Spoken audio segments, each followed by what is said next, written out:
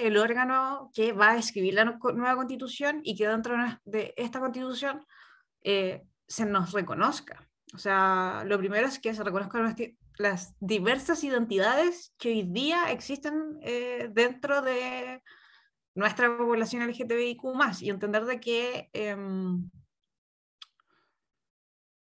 el tema de sexo masculino y femenino es una cosa, pero la identidad de nosotros es otra.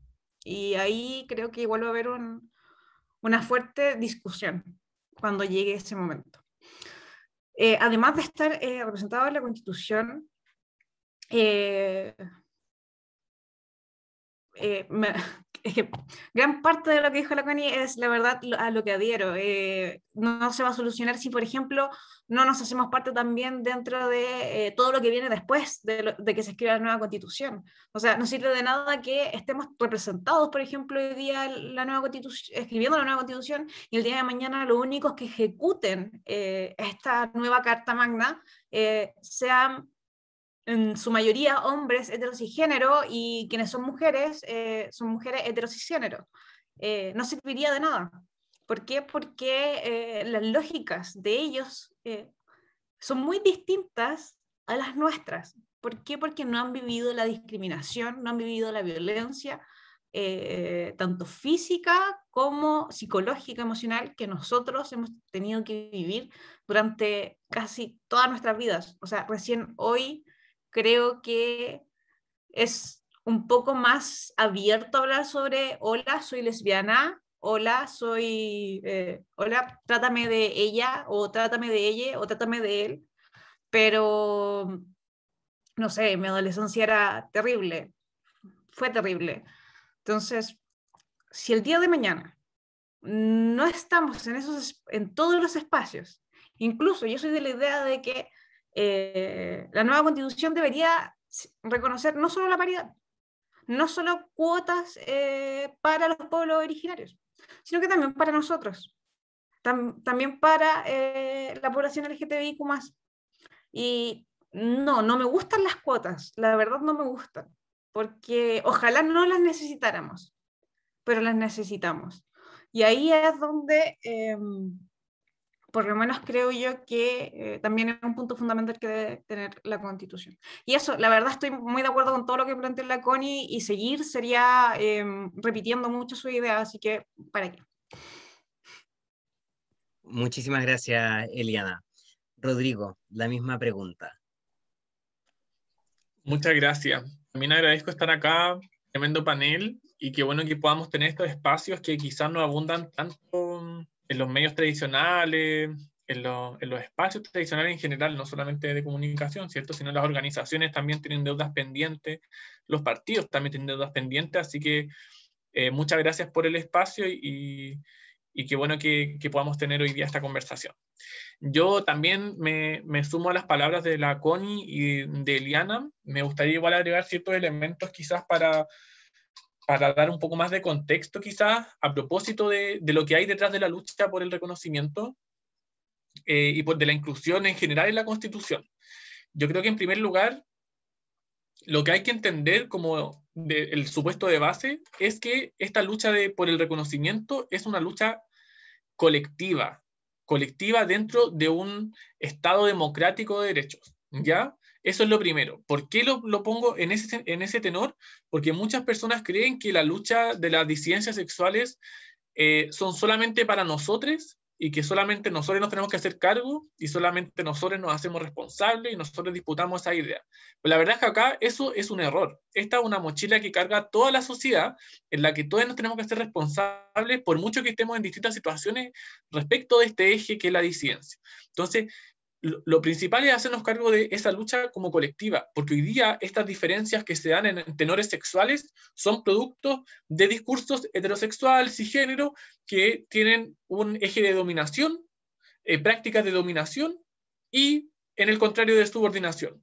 Y las personas que hoy día estamos del lado de la subordinación, o de la opresión finalmente, somos las que nos tenemos que hacer cargo, y el resto se desentiende, pero al desentenderse están de parte de los opresores. Y eso es una cuestión que tiene que quedar clara. Entonces hoy día tenemos que estar en la constituyente, ese punto es imprescindible, y que hoy día no lo tenemos garantizado. Hay 43 personas disidentes en todo el país disputando la constituyente, pero depende de la gente que vaya a votar y de la gente que pueda apoyar alguna candidatura para visibilizarla, el hecho de que tengamos esa incorporación. Pero sabemos que hoy día, lamentablemente, yo creo que es un hecho como medio negativo o lamentable, pero sabemos que quizás es difícil que queden las 43 personas, porque hay una competencia muy alta, los recursos son impares, ¿cierto? O sea, las personas que vienen del conservadurismo, de la lista de la derecha, que no lleva ninguna persona LGBT, son mucho mayores que las candidaturas, ¿cierto?, que vienen de la autogestión, de las organizaciones sociales, de las movilizaciones. Entonces ahí no solamente creamos, yo creo, una lucha colectiva, sino yo creo que creamos también identidades colectivas, ¿ya? Y eso a mí me parece súper importante plantearlo, porque yo creo que hoy día, si bien no tenemos un sujeto universal, no tenemos solamente una persona disidente, muy por el contrario, tenemos personas trans, personas gays, lesbianas, personas no binarias, arománticas, es un tutti frutti. Me encanta que lo visibilicemos porque corresponde que la lucha disidente es un todo, pero hay muchas partes que la componen y cada una de esas partes debe tener una voz y pasándolo a lo material, cada una de esas partes debe pasar a sentirse parte de la redacción de esta Constitución y también del resultado debe sentirse representado, que pueda hacer propia el texto de la Constitución, con todos esos pormenores y diferencias que tenemos en común, pero también que tenemos en diferencia por nuestras propias vivencias.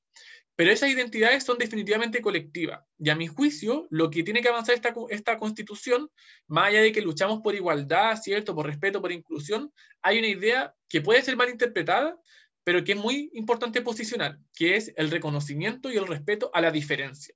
Porque hoy día las personas no estamos tratando de ocultar, ¿cierto?, que la vivencia de una persona LGBT es distinta a la vivencia de una persona heterosexual, etcétera, ¿cierto?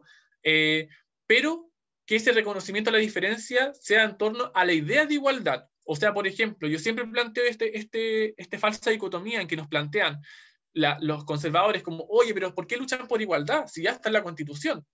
Pero hoy día la igualdad ante la ley es insuficiente porque si hoy día tuviésemos, por ejemplo, una cuestión económica muy objetiva, un impuesto de 1 millón de pesos, Andrónico Luksic, Sebastián Piñera, Patricia Maldonado, toda esa gente conservadora tendría ningún problema en pagarlo con el vuelto de su bolsillo.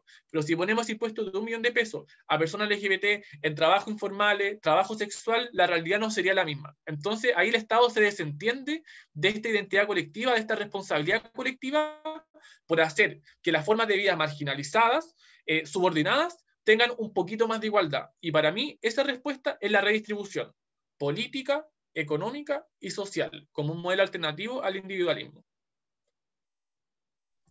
Tremendo, muchas gracias, Rodrigo. Felipe Pino, la misma pregunta para ti.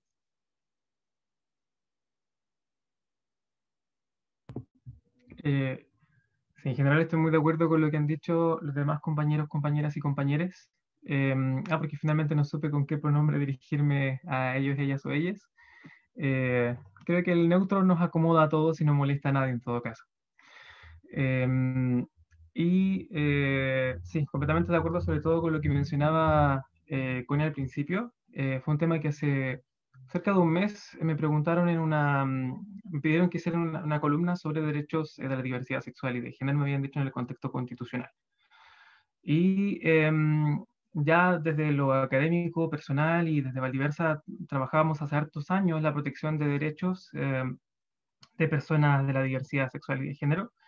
Y el análisis internacional nos lleva, por ejemplo, yo creo que para dar un poco más de contenido jurídico al tema, creo que uno de los documentos de derecho internacional más importantes en la materia son los principios de Yogyakarta, que no son muy antiguos, son bastante recientes, si no me equivoco son del 2005, donde se señala, se hace un documento con una fuerza vinculante, quizás no la mayor que existe dentro del derecho constitucional, porque no tiene rango de supraconstitucional, es decir, que a la par o incluso superior de las constituciones de cada país, pero ese es un instrumento con el cual los distintos estados y a la vez los movimientos de diversidad sexual y de género de personas LGBTIQ+ en el mundo deberían basar sus exigencias en estos principios.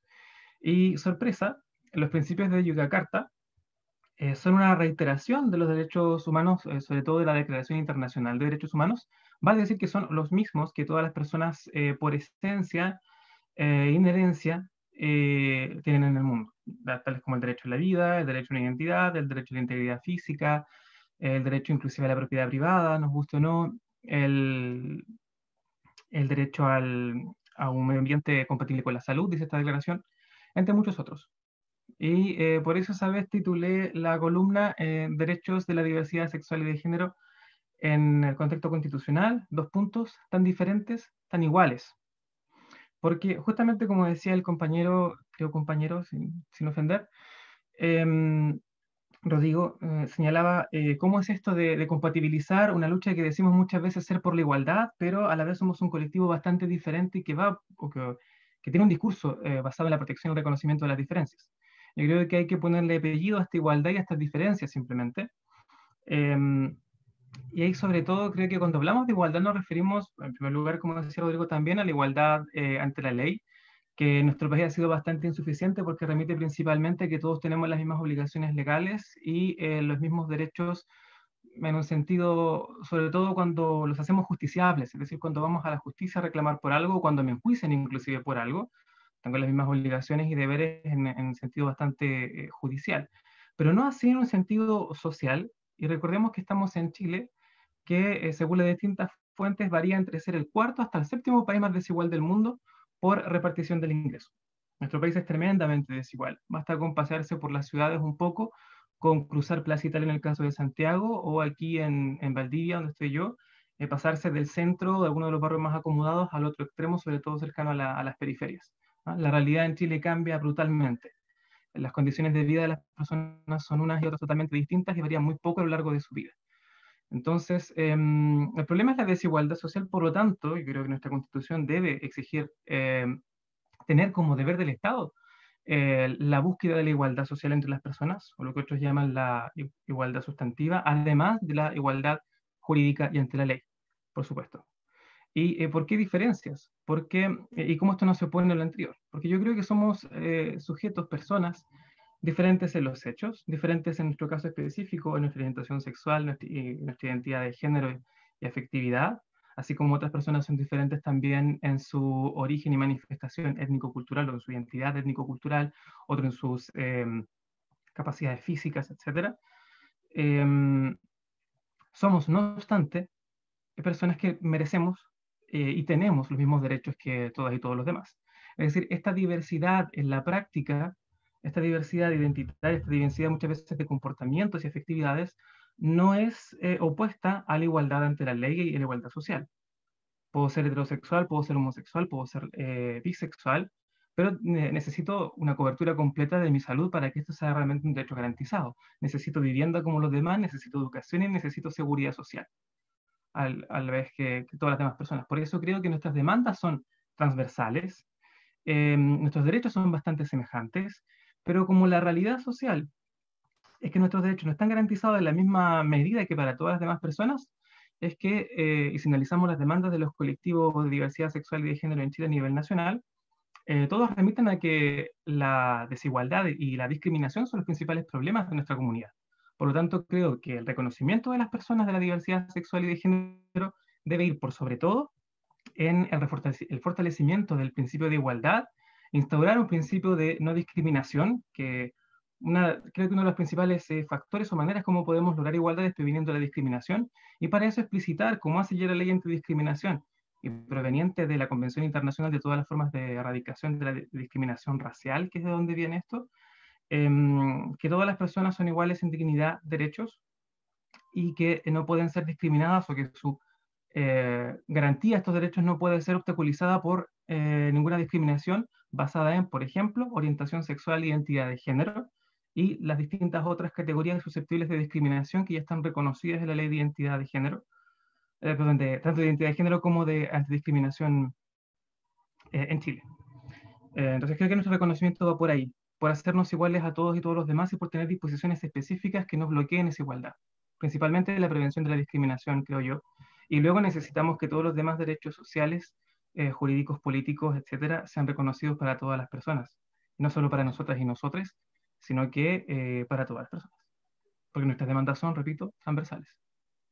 Muchas gracias, Felipe. Bueno, muchas gracias a todas, todos y todas por la respuesta a la pregunta. Creo que estamos comenzando también a identificar en esta conversación cuáles son algunos de los puntos en común donde nos encontramos desde las diferentes candidaturas que ustedes sostienen. Y creo que me gustaría ahondar un poco más en la profundidad de los desafíos a los que se enfrenta la comunidad LGBTIQA+, en Chile, que ustedes creen que pudiesen ser abordados desde la Constitución o desde el proceso constituyente. Y esto va en profundizar un poco sobre lo que hablaban de la desigualdad, de la discriminación, cómo una constitución que reconozca la igualdad ante la ley para todos, pudiese de alguna manera abordar estos desafíos, estos problemas a los que las personas LGBT nos enfrentamos en el diario vivir o nos enfrentamos a nivel estructural también. Creo que hay una conversación importante que tener sobre la discriminación estructural más allá de lo que nos podemos enfrentar día a día, que creo que también a veces es algo, lo primero que se nos viene a la cabeza cuando pensamos en discriminación es lo que nos enfrentamos en las calles, pero también hay temáticas estructurales que creo que es interesante abordar. Entonces la pregunta es, ¿cuáles son algunos de los desafíos a los que se enfrenta la comunidad LGBTIQ+ en Chile que ustedes creen pudiesen ser abordados en el proceso constituyente? Y voy a partir con Eliana. Eliana, el espacio es todo tuyo. Gracias.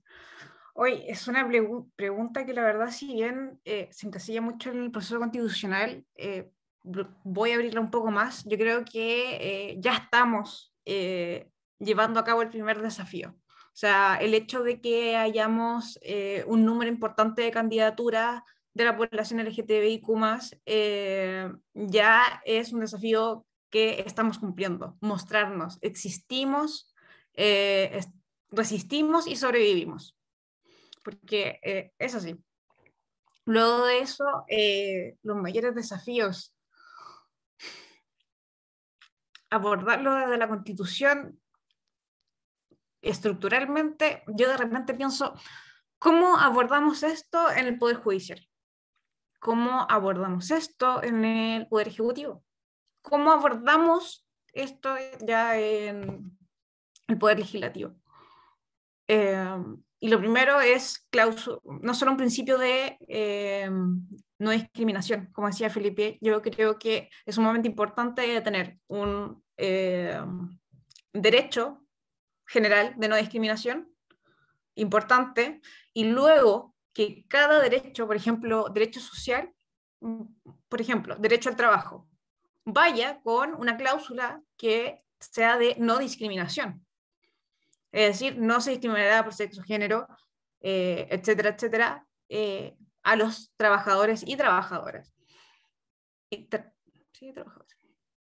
Entonces, creo que ahí es una forma, creo que ese es un desafío. Poder, desde el catálogo de derechos, por lo menos, tener esta cláusula de no discriminación y luego los siguientes derechos, pequeñas cláusulas para reforzar el hecho que no nos discriminen. Respecto al Poder Judicial, es una pregunta que me he hecho demasiado, porque el Poder Judicial es sumamente machista, sumamente heterosexual, sumamente jerárquico. Bueno, tiene que ser así. Pero ahí es donde vemos la mayor desigualdad para nosotros. O sea, lo que por ejemplo, a mí me pegaron en la calle. Llamé a carabineros. No me pescaron. Entonces, ¿cómo hacemos para que el día de mañana tengamos instituciones que realmente nos protejan? Y bueno, ya aquí claramente hay que refundar carabineros, claramente hay que dar una vuelta al Poder Judicial de que realmente tengamos igualdad ante la ley, y no meramente sea una cláusula en la Constitución. Yo creo que incluso dentro de cómo se rijan nuestras instituciones, deben haber cláusulas en donde, como bien decía, no recuerdo quién, pero como bien decían, podamos participar, en donde, por ejemplo, hayan cuotas hayan cuotas de participación de la comunidad, perdón, de la población LGTBIQ+, porque es la única forma en que nosotros vamos a poder seguir existiendo, ¿ya? Porque yo creo que hoy lo estamos haciendo y lo hemos intentado toda nuestra vida y hemos luchado, hemos salido a marchar, logramos una ley de identidad de género que quizás no es perfecta, pero dimos un gran paso, pero aún nos falta dar el gran paso que es que nos dejen de matar. Pero para eso necesitamos, va a sonar raro, pero necesitamos empapar todo nuestro país, toda nuestra estructura con una visión de género y obviamente con la visión que tenemos las personas que somos parte de la población LGTBIQ+. Eso. Muchas gracias, Eliana. Rodrigo, la misma pregunta para ti. Y muchas gracias. Me parece muy buena la provocación que hace Eliana. Yo también aporto respecto a eso. Ahora hay desafíos de cómo enfrentamos este proceso, más en lo concreto, por así decirlo, ¿cierto? Que podamos abordar específicamente la constituyente y qué es lo que vamos a abordar en la constituyente. Y, por ejemplo, yo me cuelgo un poco de lo que vivimos para llegar a este momento. Fueron asambleas, cabildos, muchos espacios y después fueron campañas, ¿cierto? Festivales, banderazos que nos llevaron a tener este 80% y ahora este proceso constituyente que pueda dar un sentido a la transformación, que es lo que queremos. Entonces, para mí el primer desafío es que podamos seguir una ruta que tenga en consideración esas movilizaciones que abrieron un poco la revuelta social. Yo creo que eso es un primer desafío que quizás no es tan obvio porque hay personas que igual se sitúan para enfrentar este proceso desde los 40 años de administración del modelo neoliberal y no desde las transformaciones que se han exigido en las calles y por distintos grupos de la sociedad. Para mí eso es fundamental posicionarlo y qué bueno que al menos en este debate clarifico que todos estamos en la vereda de las transformaciones, pero que no siempre se da eso, ¿ya? Sobre todo porque hay discursos que disfrazan aires de cambio, pero que después omiten de opinar y dicen vamos a encontrarnos la constituyente, pero lo único que hacen es disfrazar finalmente una opinión conservadora y defensora del modelo de Pinochet. Yo creo que es el primer desafío. Entonces, podría resumirlo como la traducción de ese descontento social en respuestas institucionales y transformadoras, ¿ya? Que haya un proceso de que toda esta desconfianza que se produjo por años de olvido pueda pasar a una reforma estructural, que para mí el problema común de todo es la falta de democracia, ¿ya? Eso para mí es el problema fundamental. Y hay quizás también citar un poco lo que decía la Connie. Muchas veces nos ridiculizan pensando que vamos a hablar solamente de cuestiones LGBT, nos ponen en la situación de víctima, pero acá hay un problema que tiene que ver con finalmente un sistema político en su globalidad, en que podemos hablar de cosas generales, por así decir, que también nos han afectado a nosotros y que también son parte de nuestras banderas de lucha. Por ejemplo, el hecho de que la democracia se reduzca a ir a votar cada 3 o 4 años. Esa democracia capturada, restringida, también es parte de las reivindicaciones que tenemos, porque queremos una democracia que sea participativa y que tengamos modelos directos, ¿cierto?, de participación, cuestión que nos han como privado por todo este tiempo. Y yo creo que eso sí también es un desafío para llevar nuestras demandas a la constituyente. Hoy día no nos podemos organizar, por ejemplo, entre organizaciones o juntar firmas para generar una reforma, ¿cierto?, a, por ejemplo, la ley de identidad de género, o proponer una nueva ley integral trans, de cupo laboral trans, por ejemplo, de reconocimiento de las identidades no binarias, ¿cierto? Y tantas otras cosas que faltan, porque tenemos que ir a andar pidiendo permiso a parlamentarios que no usan para sacarse una foto, para hacer lobby, para hacer prensa, con decir que hoy día, con mucho respeto que tengo por la bancada, por la diversidad sexual, en el Congreso son puras personas heterosis que buscan representarnos y han demostrado en los hechos que a pesar de tener este espacio de articulación, nuestras reivindicaciones no son sus prioridades, ni desde la perspectiva del reconocimiento, ni desde la perspectiva amplia y transversal de la democracia, ¿ya? Entonces, esa es una crítica súper importante y por qué como el desafío principal es ser parte, es un poco reducir el debate, ¿cierto? Que es mucho más amplio, pero definitivamente gran parte de lo que nos jugamos es discurso, pero que puede materializarse si somos parte de esa lucha como en esa primera línea constituyente finalmente. Ya hablamos de cómo el desafío de la lucha por la igualdad ha sido un arrastre eterno, y acá también quiero visibilizar que todas las cuestiones que estamos planteando las hemos planteado hace harto tiempo, pero recién se abre una puerta para hacerla como realidad. O sea, por ejemplo, respecto a la igualdad, se dice que vamos a incorporar el catálogo de sujetos sospechosos de discriminación en nuestra sociedad, como somos personas LGBT, personas migrantes, situación de discapacidad, seropositiva, etcétera, que no está contemplado, pero que debería estarlo. Lo vamos a incluir a nivel constitucional. Y lo mismo respecto a la ley de identidad de género, que queremos hoy día, que ha fallado completamente en su implementación y que tiene una variable que es una omisión completa respecto al ítem de derechos sociales, pero que también queremos llevar el derecho a la identidad a la Constitución. Entonces, muchas de las cosas que hemos venido trabajando por mucho tiempo, la hemos madurado, la tenemos clara, lo podemos posicionar, lo podemos debatir, pero lo que queremos ahora es que se abran esas puertas finalmente que han estado cerradas todo este tiempo, con este proceso constituyente, en que las identidades podamos llevar esos discursos y visibilizar los asuntos que han sido invisibilizados. También, o sea, con decir más cosas, la infancia y las adolescencias, ¿cierto? Cuestión que queda absolutamente desprovista de debate. Derechos sociales con perspectiva de género, que hoy día, de verdad, el debate, si no fuera por feministas y disidentes, sería absolutamente precario. Entonces, finalmente yo creo que con decir como el desafío principal es que generemos esta constitución disidente con un horizonte democrático, finalmente, para ser parte de una transformación real. Muchísimas gracias, Rodrigo. Felipe. Sí, yo creo que esa pregunta es bastante amplia, de cuáles son los asuntos de la comunidad LGBTIQ+ a nivel nacional que pueden tener solución en una nueva constitución. Creo que para eso hay que tomar dos cosas en cuenta. Por un lado, cuáles son los problemas, en resumen, que tiene nuestra comunidad, de lo cual ya han hablado los demás compañeros y compañeras. Y luego, cuánto en esto puede aportar o cuánto puede hacer una constitución, es decir, cuáles son los límites jurídicos o la amplitud jurídica que puede llegar a tener una constitución.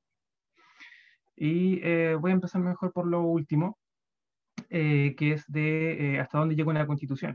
Y recuerdo en ese sentido una clase muy buena que pude ver de un profesor de Derecho Constitucional de la Católica de Valpo, cuyo nombre no puedo recordar, pero su libro se llama Mínimos Constitucionales.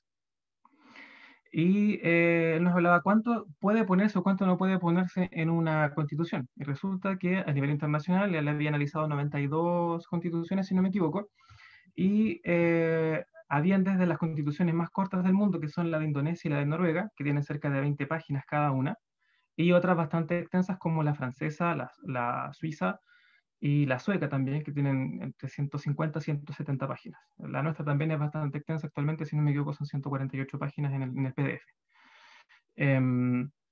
Y el mínimo constitucional, decía él, es simplemente la forma de organización del Estado, la distribución del poder y que instituciones administren este poder, además de generalmente colocar ciertos derechos que son repeticiones o especificaciones, a veces innovaciones, en relación a los distintos derechos reconocidos por tratados internacionales. Y ese mínimo es lo que tienen, por ejemplo, Indonesia, Estados Unidos y Noruega. Donde, recordando sobre todo la Constitución noruega, cuando se habla de derechos, lo único que hace la Constitución noruega, estamos hablando de uno de los países más igualitarios del mundo, es se respetarán todos los derechos reconocidos en la Declaración Universal de Derechos Humanos. Punto. Y luego su Corte Constitucional empezó a interpretar con el tiempo que si se reconocían los derechos de la Declaración Universal, que es la fundante del Sistema Internacional de Derechos Humanos, que después se fue complejizando con los pactos internacionales de derechos sociales, económicos y culturales, y políticos y civiles, etc., inclusive con los principios de Yogyakarta.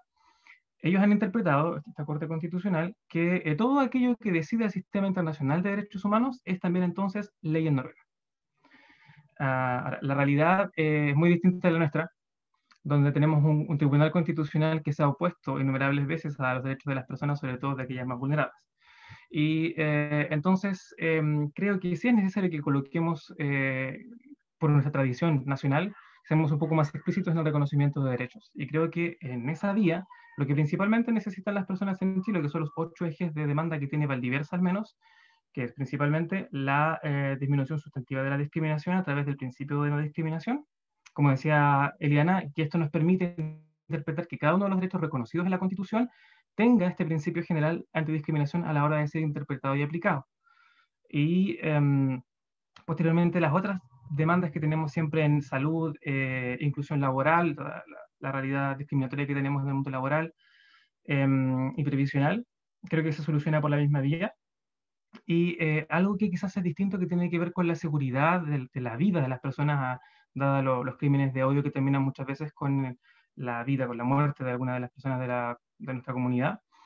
Ahí yo todavía tengo una duda, pero una de las formas es refortalecer el principio, o sea, el derecho a la integridad física que ya tenemos, y que debería ser garante el Estado chileno de ese y de todos los demás derechos humanos, una garantía que en Chile no se cumple. Y por otro lado, ser mucho más explícitos y decir que el Estado tiene el deber de la prevención de la violencia hacia las mujeres, diversidades y disidencias de sexo y género. Creo que es otra posibilidad. Eso en resumen. Súper, muchísimas gracias, Felipe. Connie, la misma pregunta. Bueno, compartiendo en general todo, y sí, absolutamente todo, porque tenemos harta concordancia. Además, vamos a la misma lista, así que eso también es súper importante tenerlo en consideración. No lo había tomado en consideración y después fue como, hoy de veras, pues vamos a la misma lista. Y apruebo dignidad en todos los distritos. La verdad es que son muchos los desafíos que tenemos, es súper complejo. La verdad que en un momento estaba pensando como en los desafíos dentro del proceso constituyente, pero eso extrapolarlo también a los desafíos que tenemos como comunidad, sin perjuicio que, como lo habíamos manifestado, en general ahí son demandas transversales, son hartas las situaciones que nos ocurre día a día, especialmente por la discriminación y la violencia, pero en torno a nuestra comunidad yo creo que hay principalmente tres cosas que tienen que ver exclusivamente con, o sea, no exclusivamente, pero principalmente con nuestra comunidad, que tiene que ver con la discriminación y la violencia. En segundo lugar, con la imposibilidad de ejercer los derechos sociales, y también la ausencia de reconocimiento de unos derechos, pero tercero también con la falta de participación y la falta de mecanismos en torno a la participación y la incidencia política propiamente tal.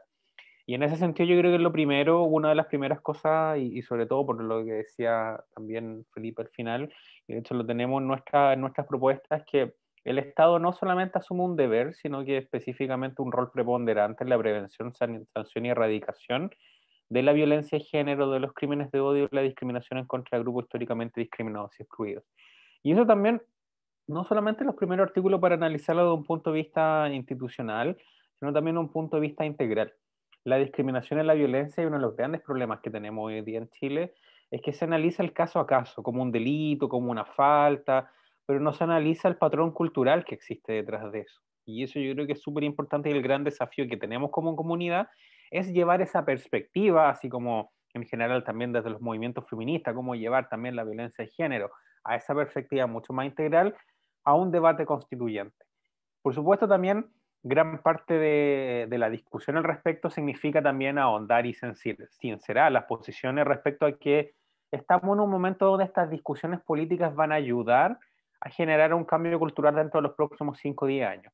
Pero la solución concreta, lamentablemente, no va a pasar mucho por el cambio constitucional, sino va a ser también un cambio lento, un cambio progresivo, y yo creo que también asumir eso, sobre todo desde el punto de vista que no tenemos que perder, sin perjuicio que las personas que estamos acá somos, además de candidatos y candidatas y candidates, también activistas, pero por lo mismo tampoco perder ese foco. De hecho, estamos muy dentro de esta lógica, yo creo, desde entre viviendo el presente, viviendo cómo pudiera ser este futuro con esta nueva constitución, y eso en gran medida también nos obliga a ver cuáles son los desafíos que se van mostrando, ya sea los que tenemos ahora, y también los desafíos que pudiéramos tener también el día de mañana. Y yo creo que esas discusiones también son súper importantes, porque mientras el cambio constitucional no genere los efectos a mediano y largo plazo, vamos a seguir teniendo situaciones de discriminación, de violencia, con normativas que son insuficientes, y eso también va a ser uno de los grandes desafíos que no solamente se ven desde el punto de vista constituyente, sino también desde el punto de vista de lo que tenemos ahora. Como difícilmente vamos a poder celebrar, decir, oh, mira, tenemos una pequeña bancada de la diversidad, que a propósito yo no respeto, porque yo no respeto a la gente de la bancada de la diversidad del Congreso, porque desde ya hacer eso es una falta de respeto. De hecho, ese día cuando estaban, yo estaba al frente mirando, y te miraban y estaban solamente hombres, que de hecho era de Iguala y del móvil, y estaban ahí todos felices con la bandera. Y fue un lienzo que costó caro, porque se notaba, tenía muy buenos dibujos, lo mandaron a hacer, pero bueno, esas decisiones que toma la gente heterosexual yo no las entiendo. Eh, y en ese sentido, no solamente no vamos a poder celebrar, siguiendo la línea, a mí me gusta siempre tirar un poquito de shade, eh, no podemos seguirse, por ejemplo, en la misma línea de vamos a celebrar, tenemos una bancada, pero nos siguen matando. Yo creo que eso es súper importante también, como darle esa bajada, porque tenemos grandes desafíos. La verdad es que es como súper difícil porque nos vamos a terminar duplicando en espacio, porque estamos viviendo momentos súper complejos, no solamente por la pandemia, por la violencia, sino por el mismo proceso constituyente. O sea, corremos un gran riesgo, no solamente por los sectores conservadores, sino también por los mismos sectores progresistas, que nos quedemos debajo de la mesa. Y eso también es un desafío, sobre todo desde el punto de vista de un sistema político, de qué manera podemos también pensar, rediseñar que el día de mañana no suceda eso. Yo creo que lo había dicho la Eliana al principio respecto a, si bien las cuotas también tiene que ver con una discusión sobre medida afirmativa, pero cómo avanzamos en un sistema político que se haga cargo de todos los sectores discriminados y excluidos. Y desde ese punto de vista, los grandes desafíos, yo creo que tienen que ver, bueno, además de lo que había mencionado, en gran parte va a tener que ver con acabar con la invisibilización. Y en ese sentido yo creo que los cambios culturales son, de hecho, nuestro gran desafío en torno a la discriminación, en torno a la violencia, al respeto de todos los derechos. Y desde ese punto de vista, la verdad es que desde el punto de vista constituyente, yo tengo, obviamente, por una candidatura y por todo lo que estamos discutiendo, yo tengo esperanza que vaya a poder incorporarse y cambiar las cosas, por supuesto. Pero sabemos que esos cambios son muy progresivos, sobre todo porque ha habido mucha resistencia a las candidaturas disidentes. En general son muy pocas las que acceden a medios de comunicación masivos, en televisión, etcétera. Y además porque se reproduce lo mismo, que nos catalogan de nicho y no nos dan la oportunidad de discutir otras cosas, o a veces también porque lamentablemente eso pasa en partidos, lista independiente, en todo el espacio, que nos colocan como a veces candidaturas testimoniales y no nos dan plata, no dan la posibilidad real de estar ahí postulando y luchando. Y después el día de mañana, por supuesto, esa gente va a decir, no, compañero, compañera, compañera, siéntase incorporada en mi equipo, en mi esto. Entonces, eso no cambia nada. Yo creo que el gran desafío que tenemos en torno a eso tiene que ver con la participación directa en el sistema democrático que vayamos a tener. Porque por más derechos, por más que el Estado pueda hacerse cargo de eso, si no participamos en la toma de decisiones, se va a generar esa exclusión constantemente y nunca se va a abordar en la línea que pensamos propiamente tal, que es desde una perspectiva disidente, y como se ha podido ver, por ejemplo, en este panel, y si lo ampliamos a muchas otras más personas, vamos a tener muchas concordancias en la visión, sin perjuicio que hay organizaciones más liberales y todo, pero bueno, también eso es parte de la diversidad, dentro de la diversidad. Muchísimas gracias, Connie. Muchísimas gracias a todos en el panel por sus perspectivas en torno a esta pregunta. Creo que han salido temas súper importantes. Y creo que uno de los temas en común que hemos podido conversar hasta el momento desde sus diferentes perspectivas tiene que ver efectivamente con la participación democrática efectiva, la ampliación de un sistema democrático que nos permita a las personas LGBT participar. Y dentro de eso hubo algo que me llamó mucho la atención que mencionó explícitamente Rodrigo, pero que también yo creo que todos lo han traído a colación, que es ¿qué es lo que no es inclusión? ¿Cómo me gustaría como que pudiésemos desmitificar un poquito esta idea de la inclusión, donde, claro, nos vemos muchas veces enfrentadas a grupos que buscan representar, pero efectivamente lo utilizan para la foto, donde en vez de incluirnos en su participación, terminamos siendo de alguna manera tokenizados, terminamos siendo comodificados, siendo utilizados para una propaganda, una publicidad política. Entonces me gustaría que pudiésemos tal vez tirar ciertas líneas de cómo lo ven ustedes cuando nos enfrentamos a esa pregunta de qué es realmente la inclusión, pero más específicamente, ¿qué no es la inclusión? Si podemos desmistificar un poquito el concepto. Y Felipe, me gustaría partir contigo esta vez. A ver, inclusión, por decirlo muy básico, primero que todo, acción de incluir, es decir, de poner dentro de un lugar a alguien que probablemente estaba fuera de esto. Y luego comenzó a ser utilizado sobre todo en el discurso político internacional de las reivindicaciones de las personas de los grupos con discapacidad. Se le ponía siempre la definición de la acción de incorporar a las personas al reconocimiento de sus derechos con el objetivo de lograr una mejor calidad de vida, para lo cual era necesario generar condiciones que permitiesen que todos pudiesen llegar a las mismas posibilidades o los mismos derechos. Cuando se habla de personas con discapacidad, entonces se ponía siempre la necesidad de que tuviese que incorporarse infraestructura, muchas veces, por ejemplo, para que las personas pudiesen literalmente acceder a ciertos lugares, como poner ramplas, cómo hacer más utilizables las manillas. Esto lo recuerdo sobre todo porque estuve en la mesa de inclusión de la Municipalidad de Valdivia. Y fue donde surgió primero este gran concepto. Es decir, cómo generar disposiciones afirmativas desde lo jurídico institucional para que podamos integrar a las personas que se encuentran excluidas de ciertos derechos, es decir, discriminadas. Recordemos que la definición de discriminación es toda distinción, exclusión o preferencia en el ejercicio y goce de los derechos constitucionales o reconocidos internacionalmente. Y la diferencia que hacían, después lo empezamos a ocupar más movimientos por lo que viene a lo largo del tiempo, como los movimientos de diversidad sexual y de género. Así cómo podemos equiparar nuestras condiciones de vida y sociales y, en última instancia, jurídicas a las de las demás personas. Y había una diferencia ahí, analizaba una vez alguien que hizo una tesis sobre el movimiento LGBT chileno, no me acuerdo el nombre, soy malo para citar gente, discúlpenme, es una compañera de la UH, de hecho. Y ella hacía una diferencia ahí entre, como mucho tiempo se llamó el movimiento integracionista, inclusive desde los movimientos indígenas también, o en Chile recordemos cómo se llama MOVI, Movimiento de Integración Homosexual, y se criticaba que el concepto de integración conllevaba la igualación, es decir, me tengo que hacer igual a los demás para ser aceptado como tal, es decir, tengo que ocultar mis diferencias, porque estas diferencias molestan o no son susceptibles de ser aceptadas e incorporadas en la sociedad, o los distintos espacios de ejercicio de derechos.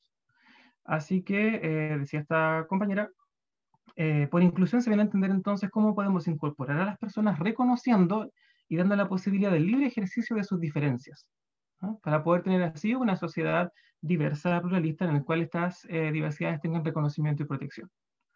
Entonces, en ese sentido, creo que inclusión es eso, es la incorporación y la equiparación de derechos y condiciones de vida, hablaríamos tanto de los derechos civiles como sociales, que nos permitan ejercer una vida en igualdad de condiciones hacia las demás personas, ¿no? Y bueno, a mí me carga la expresión igualdad de oportunidades que he utilizado tanto el neoliberalismo chileno,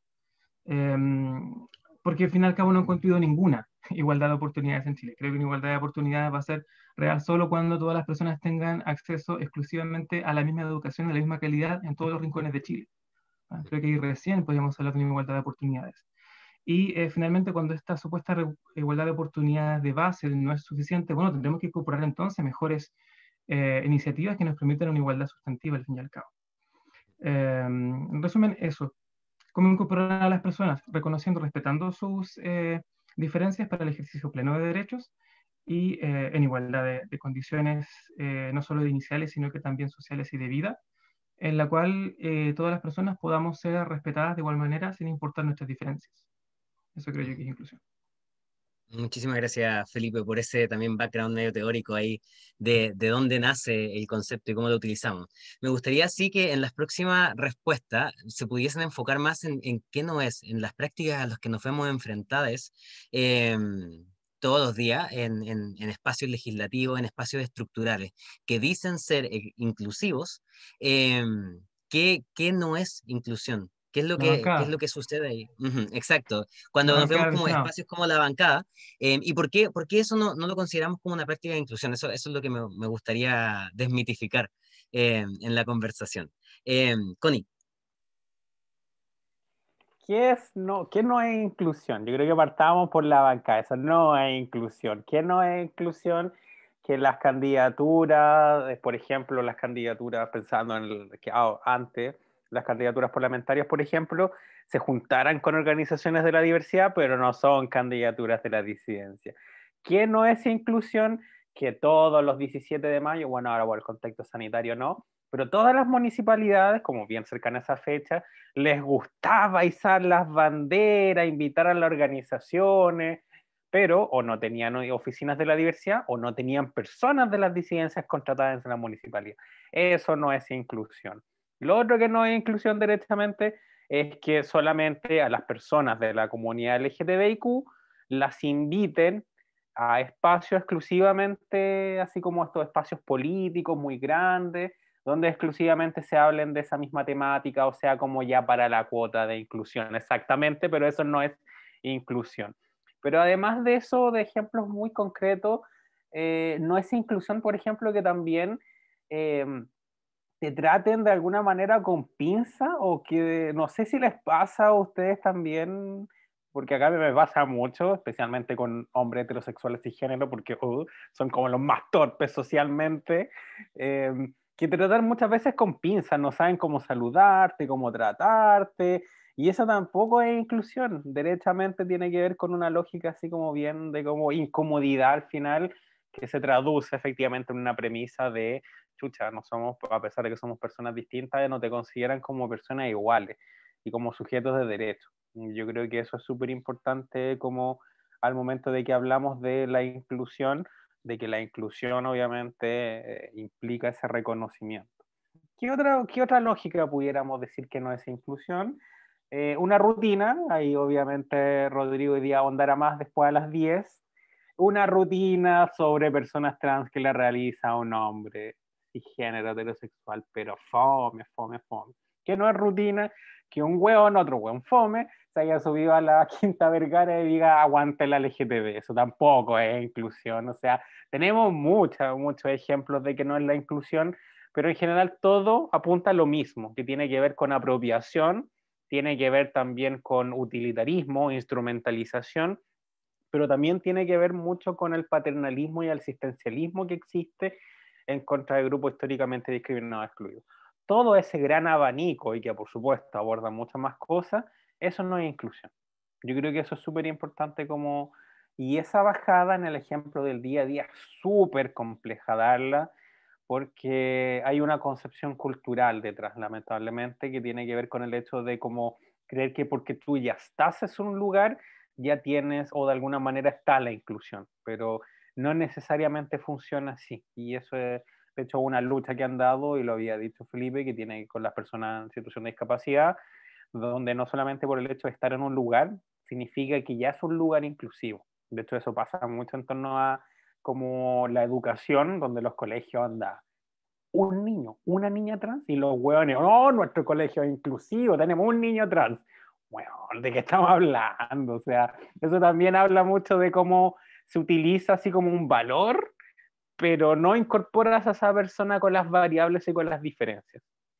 Así que eso tampoco sería inclusión, así como, de ejemplo concreto, la Teletón. No es inclusión, es un morbo, un fenómeno, lamentablemente. Así que eso.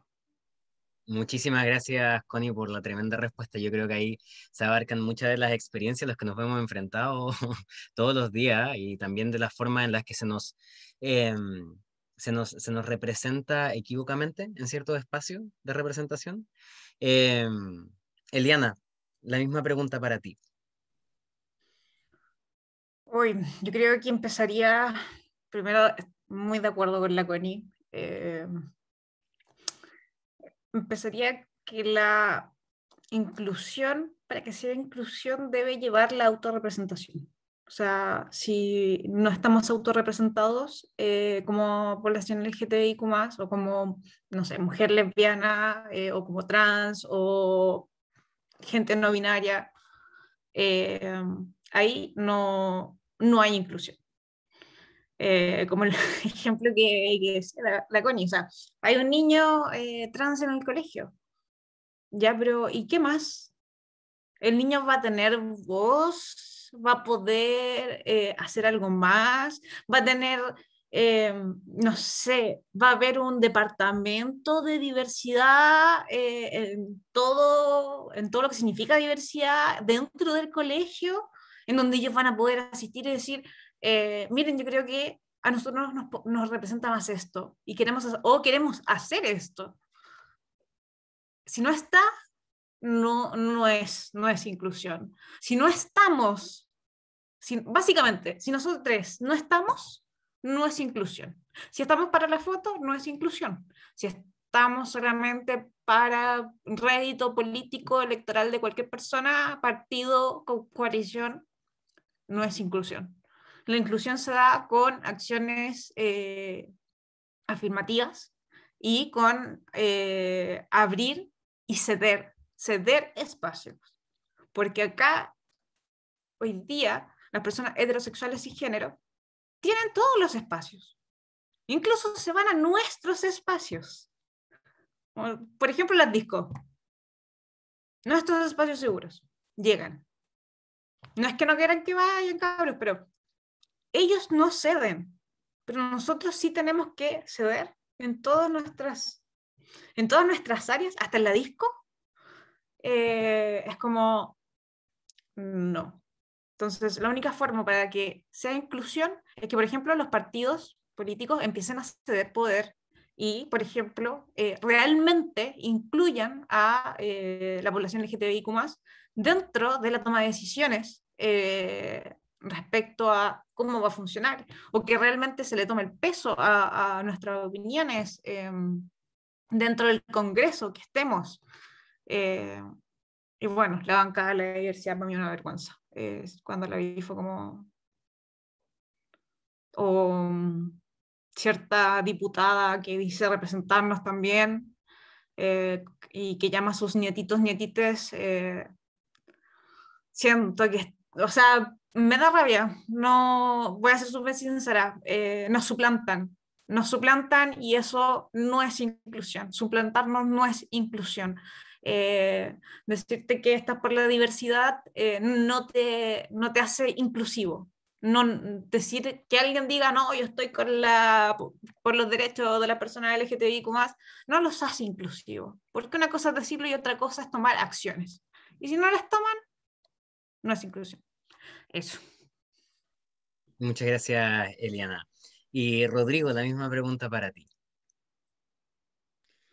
Quitaron harto de lo que tenía en mi repertorio para esta pregunta. Sí, mira, yo me iba a decir un par de ideas que me quedan. También enfatizar en algo que dijo la Connie, que también creo que hay que relevar, que por ejemplo, este morbo que se genera a propósito de nosotros no es inclusión tampoco. O sea, y ese morbo como la fetichización, también cuando nos victimizan en televisión. Esas cuestiones no son inclusión, no son tampoco por nada del mundo visibilización.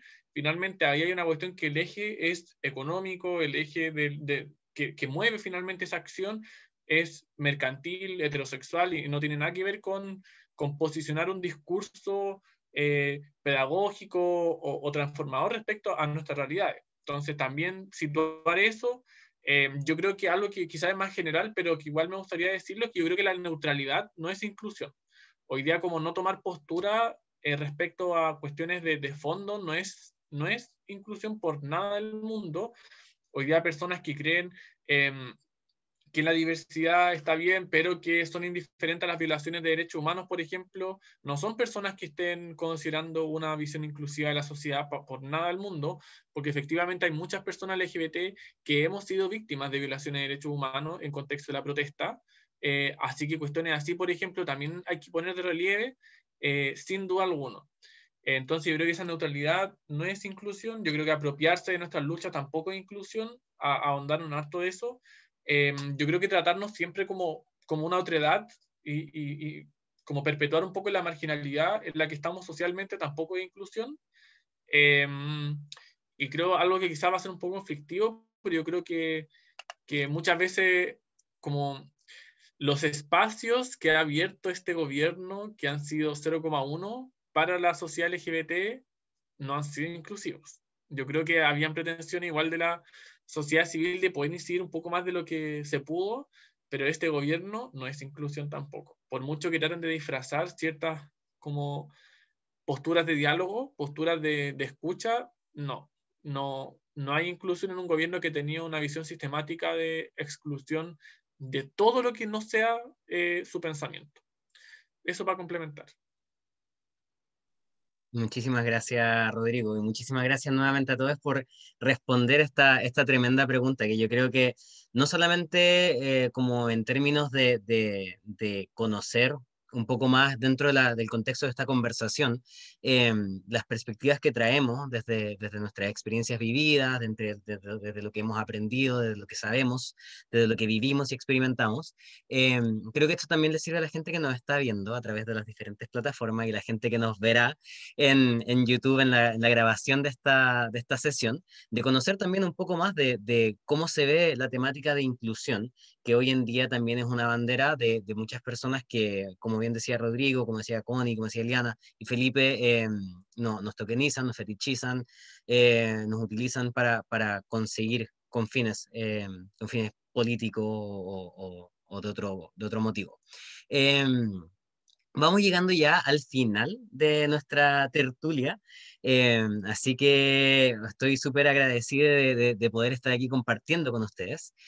Por un lado, ahí me gustaría, como una nota personal, si pudiese añadir a la conversación sobre el comentario de Liana, que me llegó de cómo nosotros abrimos espacios seguros que hemos construido a través de movimientos sociales, a través de las revueltas, a través de la rebelión, a través de los movimientos sociales.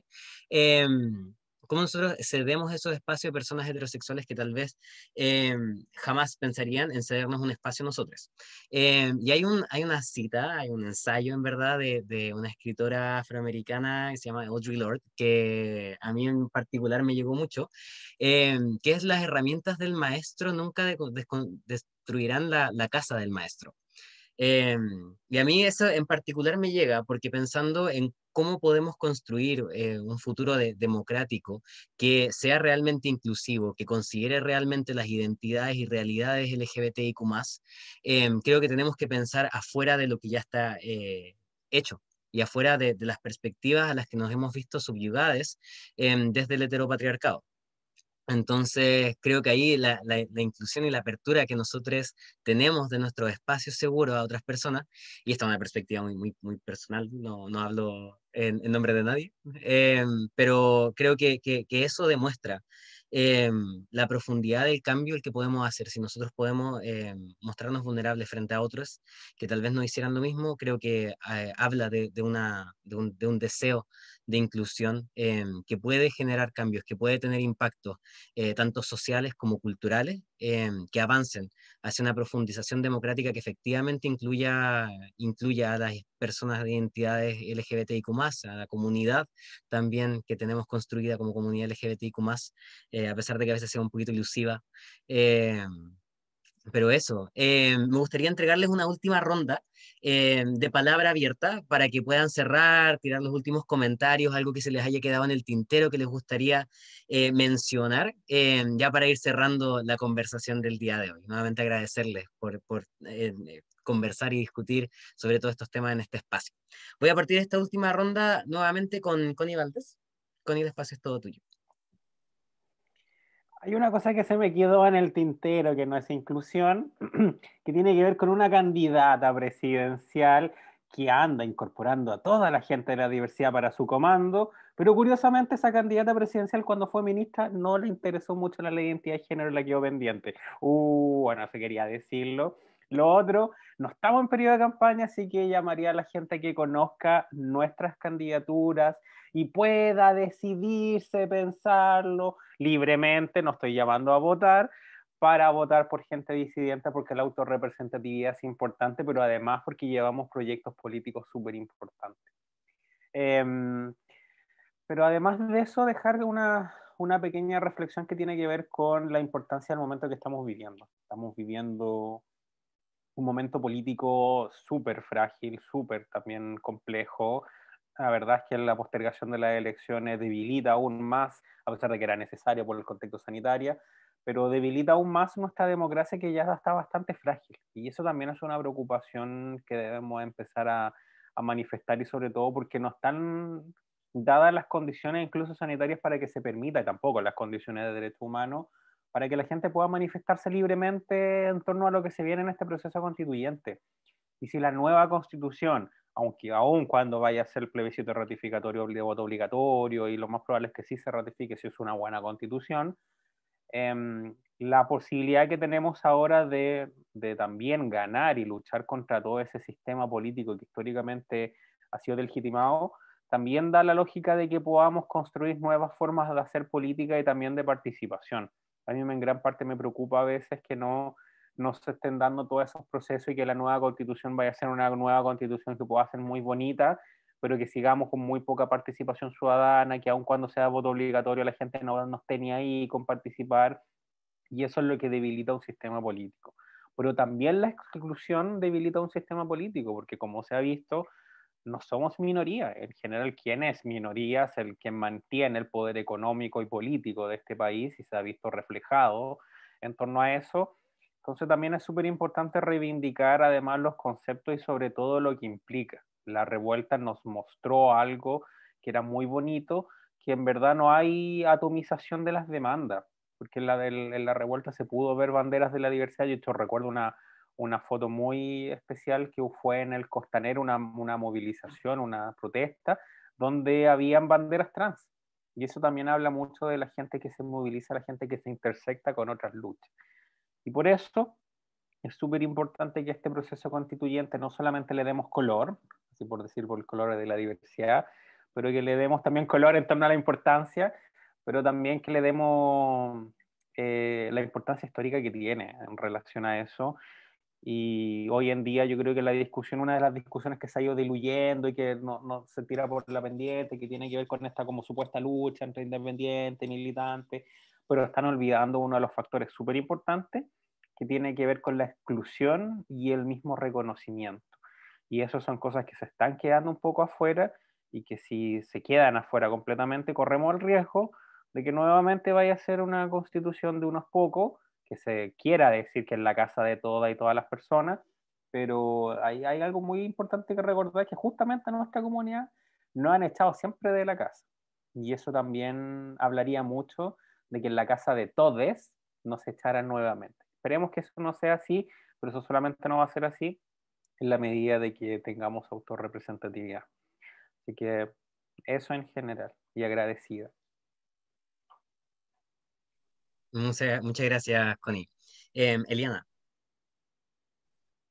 Bueno, primero agradecer el espacio. Siempre es bueno poder tenerlo, sobre todo para candidaturas de región, en donde se nos hace incluso mucho más difícil llegar a, no sé, no quiero, o sea, ni al noticiero nacional ni pensarlo, por ejemplo. Entonces, que se nos abran estos espacios, muy agradecida también igual de poder compartirlo con compañeros de lista, y además que ya algunos ya les conozco, les tengo admiración, cariño, así que gracias. Y solo un tema, porque es una de mis banderas de lucha, y les cabres ya me han escuchado hablar de esto, pero aprovechar el espacio para decir que en Chile sí se violan los derechos humanos de nosotros, ya lo hemos dicho un montón de veces, pero no hemos dicho cómo. Una de las formas es por medio de la terapia de conversión a la heterosexualidad, que en Chile todavía existe, practicada mayormente por iglesias evangélicas. Acá en Talca lo hace la Iglesia Fuente de Vida para las Naciones, que también está en San Javier y Santiago. Y eso, es algo que existe, es algo que muchos, y muchas y muchas hemos vivido, y que quiero visibilizar, y es una de mis banderas. Solo eso, decirles que existen. Si llegan a conocer a alguien que haya pasado por eso, acompáñenlo, acompáñenla, acompáñenle. Y nada, espero que el día de mañana podamos tener herramientas reales para poder denunciar este tipo de situaciones, y ojalá con el tiempo, porque ya es un cambio cultural, como bien lo decía Connie, esto deje de existir. Y eso, gracias por el espacio. Muchas gracias, Eliana. Rodrigo.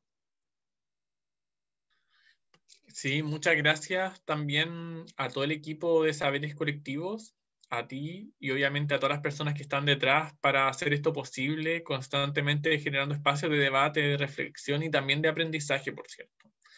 Bueno, al menos a mí me gustaría cerrar, como creo que lo que queda es finalmente ver qué es lo que se viene, finalmente, cuál es el desafío que nos queda como población LGBT en general, no solamente las personas que estamos hoy día enfrentando este desafío. Y que al menos tiene que ver, yo creo, con pensar que no todo se acabó con el apruebo de la Convención Constitucional, muy por el contrario, se abrieron nuevas puertas y se abrieron puertas necesarias para llevar ese espíritu a la nueva Constitución. Porque no solamente queremos ser una constituyente que va a tener una paridad histórica, ¿cierto?, en términos de participación lamentablemente binaria de hombres y mujeres, también queremos que sea una constitución que pueda ser escrita por la población disidente, por activistas, por representantes de organizaciones, por personas que vayamos a decir las cosas como son también. Pues, si mucho tiempo hay personas que han legislado, han gobernado temiéndole mucho al poder, y yo creo que lo que tenemos en común las disidencias es que perdimos ese miedo porque ya la hemos vivido todos esos pesares, toda esta injusticia, toda esa precarización, y hoy día solo tenemos por ganar finalmente, nos han quitado todo eso. Entonces yo creo que ahora el debate es finalmente quizá un poco más allá que solamente constitucional. Es mejorar la Constitución, por cierto que sí, tratar de que los artículos sean con perspectiva de género, por cierto que sí, pero lo que queremos hacer es ampliar los márgenes de lo posible finalmente.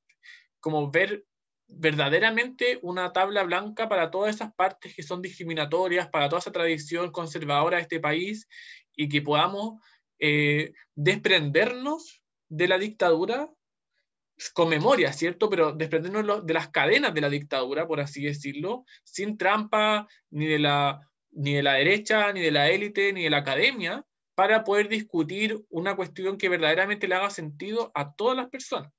Yo creo que ahí, por mucho que sean clichés, yo espero que sean todas las voces de todos los pueblos los que puedan sentirse escribiendo la Constitución y que puedan sentirse representadas por el texto final, que no sea un texto muerto. Y yo creo que solamente si logramos ese objetivo vamos a poder hablar de una victoria para las disidencias sexuales. Muchísimas gracias, Rodrigo. Felipe. En primer lugar, muchas gracias a Saberes Colectivos por la invitación, a Felipe, mi tocayo, por la conducción, y un gusto conocer a los demás compañeros y demás compañeras. Ya que, bueno, a esta altura había pensado no tener mucha interacción ya con candidaturas quizás nacionales, porque tenía que enfocarme en mi distrito, y también salir un poco de lo LGBTIQ+, pero creo que también es importante que mantengamos este diálogo constante entre los distintos movimientos y candidaturas de diversidad sexual y de género en Chile, porque la práctica nos ha enseñado que solo la unión hace la fuerza, desde el estallido social y mucho antes también, cuando algunas veces pudimos operar a nivel nacional en bloque. Yo también soy partidario de que la unidad, porque sí, no sirve de nada cuando no hay acuerdos o inclusive, como decíamos antes, cuando los gays, lesbianas, trans, intersex, todos nosotros y no binarias, no binarias, estamos ahí solo para la foto, solo para decir que la campaña es inclusiva, para decir que el conglomerado político es inclusivo, eso no sirve de nada. Pero cuando hay compromisos de por medio y acuerdos que todas las personas que se dicen inclusivas deciden llevar también, comprender y llevar, creo que es muy diferente. Y en ese sentido creo que el diálogo entre nosotros debe ser constante. Quisiera también referirme a nivel nacional, que bueno, lo mencionaban los chicos y chicas, que esta postergación que parece inevitable de las elecciones, a mí me deja con un gusto bastante amargo cuando no existen condiciones sanitarias que nos permitan realmente confiar en que en un mes más vamos a tener mejores condiciones que van a hacer que la gente vote, más aún en el sur, sobre todo cuando estamos ya entrando en el invierno, en el que muchas personas mayores salen un al exterior y sabiendo que comienza también el brote de la influenza, etcétera, que me parece más también, si bien la necesidad de urgencia sanitaria en Chile es real, creo que se está utilizando de manera bastante política para dilatar un proceso que puede terminar por aburrir bastante a la población y más aún cuando ni siquiera hay feriado renunciable. Y luego voy a ver qué dice después Rodrigo sobre Violento Parra, pero para mí eso no es humor. Creo que todas las personas antes de poder reírse de ellas, pregúntenle si podemos reírnos o no de ellos o ellas y de qué manera. Porque si yo me pongo a hablar, a ridiculizar la heterosexualidad, probablemente en el medio que sea voy a quedar como alguien súper irrespetuoso. Pero no sucede así con las personas trans, porque pareciera que la transexualidad sí es objeto justo de burlas en nuestro país, ¿no? Y eso no debe ser.